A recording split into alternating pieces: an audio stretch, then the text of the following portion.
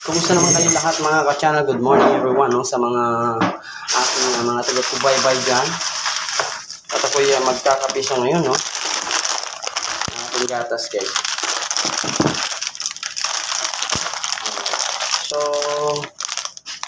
ngayong umaga, December 8 mga guys, ha? Kung kayo nakakalimot ng petsa, ngayon ay December 8. O kung kayo naman ay nagtataka, na kung bakit ngayon holiday, walang pasok. Ito ay diniklara, no? Republic Act 10966. Ayan. So, i-research nyo na kung ano ang Republic Act 966. Okay, guys? Okay. Declaring December 8 na ito ay Feast of the Mary Immaculate Conception. Okay? So, sa mga wala pang idea, guys, yun ang ibig sabihin nun. Dahil holiday ngayon, ayan, yung ating mga kababayan na nagtatrabaho ay double pay. So, yan. Kapag hindi ka pumasok, pag holiday mga guys, may bayad ka pa rin, regular pay. Ngayon, kung may pasok ka naman, kapag ikaw ay tatrabaho, tapos may pasok ka, double pay, ibig sabihin doble ang iyong sweldo ng mga guys.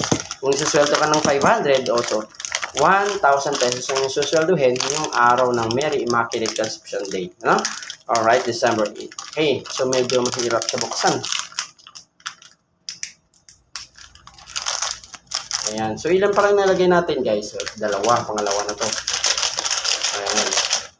So, Republic Act 10966. Pa.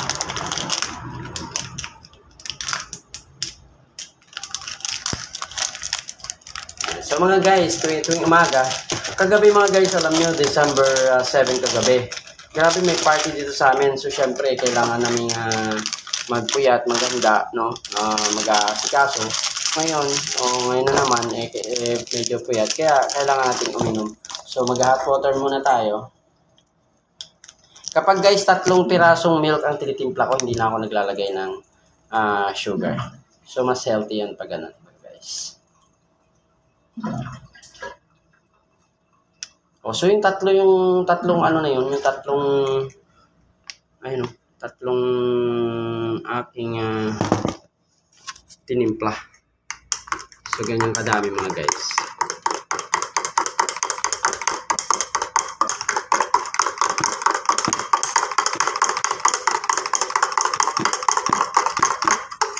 Kapag matimpla ko na yan, diba na-mix ko na lahat, lalagyan ko ng cold water para mainom ko siya agad. No? Alright? Ayun.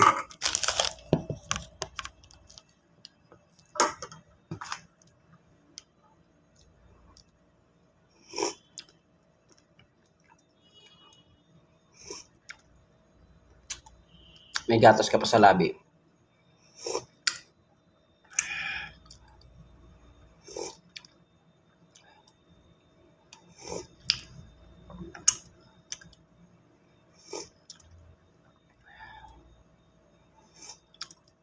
May gatas ka pa sa labi.